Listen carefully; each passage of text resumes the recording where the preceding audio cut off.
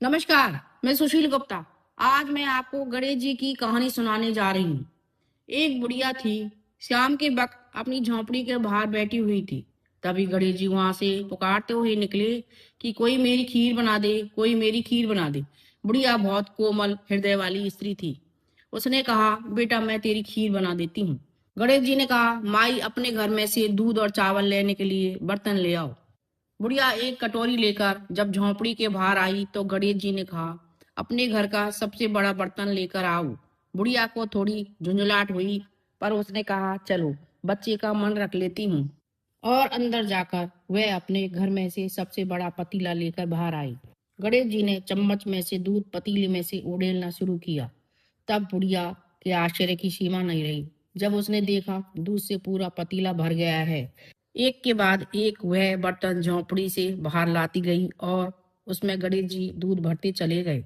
इस तरह से घर के सारे बर्तन दूध से लबालब भर गए। गणेश भगवान ने बुढ़िया से कहा, मैं स्नान करके आता हूँ, तब तक तुम खीर बना लो, मैं वापस आकर खाऊंगा। बुढ़िया ने पूछा, मैं इतनी सारी खीर का क्या करूंगी? इस पर गणेश जी बोले, सारे गांव को दावत दे दो। बुढ़िया ने बड़े प्यार से मन लगाकर खीर बनाई। खीर की भीनी भीनी मीठी मीठी खुशबू चारों तरफ फैल गई। खीर बनाने के बाद वह हर घर में जाकर खीर खाने का न्योता देने लगी। लोग उस पर हंस रहे थे। बुढ़िया के घर में खाने को दाना नहीं और यह सारे गांव को खीर खाने की दावत दे रही है।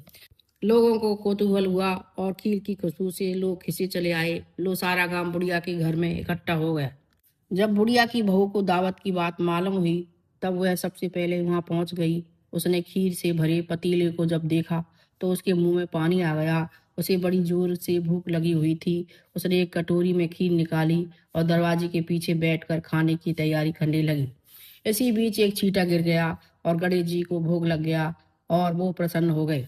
अब पूरे गांव को खाने की दावत देकर बुढ़िया वापस अपने घर आई तो उसने देखा बालक वापस आ गया था। बुढ़िया ने कहा, बेटा खीर तैयार है, भोग लगा लो।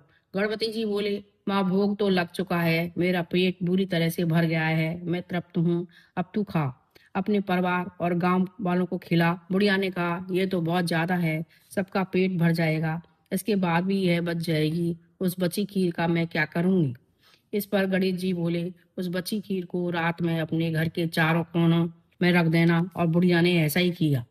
जब सारा गांव जी भरकर खा चुका था तब भी ढेर सारी खीर बच गई। उसने उसके पात्रों को अपने घर के चारों तरफ रख दिया। सुबह उठकर उसने क्या देखा, पतीलों में खीर के स्थान पर हीरे जवाहरात और मोती भर गए हैं। वह बहुत खुश हुई, उसकी सारी दरिद्रता दूर हो गई और वह आराम से रहने लगी। उसने गणेश जी को एक भव्य मंदिर बनवाया और साथ में एक बड़ा सा तालाब भी खुदवाया। इस तरह उसका नाम दूर दूर तक प्रसिद्ध हो गया। उस जगह वार्षिक मेले लगने लगे। लोग गणेश जी की कृपा प्राप्त करने के लिए उस स्थान पर पूजा करने और मान्यताएं मनाने के लिए आने लगे।